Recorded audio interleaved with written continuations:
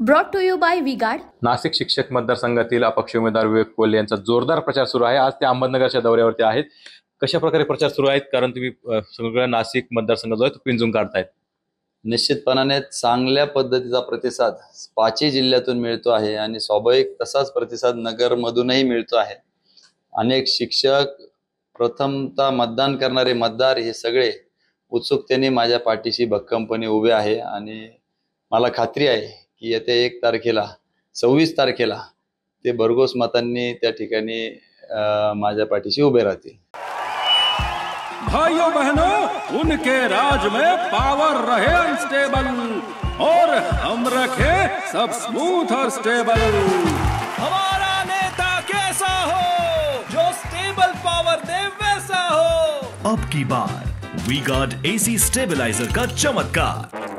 अनेक दिग्गज या निवडणुकीच्या रिंगणात आहेत आणि ह्या प्रचारासाठी स्वतः मुख्यमंत्री बैठका घेत आहेत। आज नाशिक दौऱ्यावरती आहेत, अहमदनगरच्या देखील दौऱ्यावरती आहेत।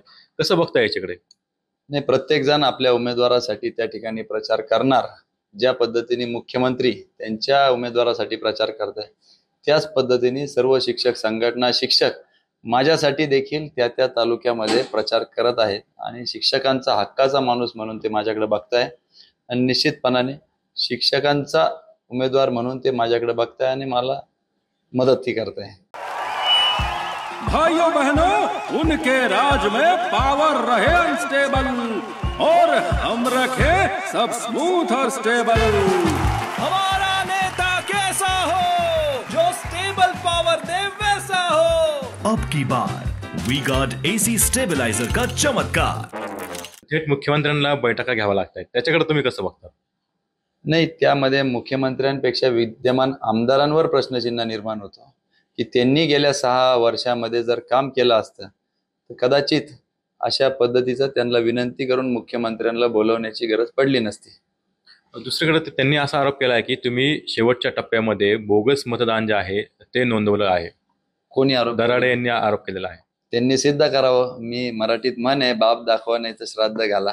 त्यांनी सिद्ध करावं। मी पुरावे सहित त्यांच्या मतदारसंघातील, त्यांच्या शैक्षणिक संस्थेतील त्या ठिकाणी आपल्याला नावानिश्चित त्या ठिकाणी बोगस मतदार दाखवू शकतो।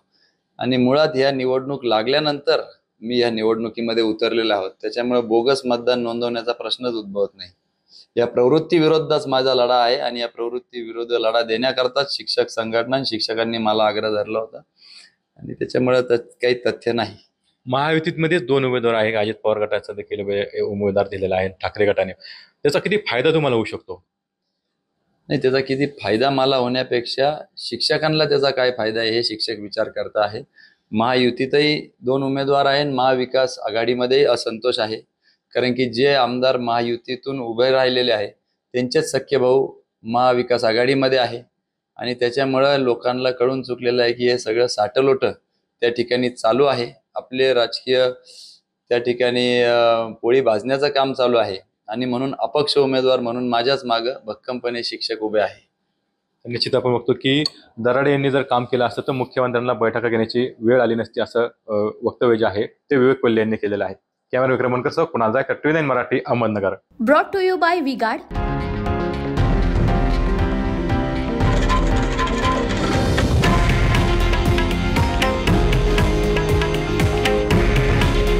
हे आहे देशातील नंबर 1 न्यूज नेटवर्क आणि आपण पाहत आहात TV9 मराठी। काळजी तुमची, हित महाराष्ट्राचं।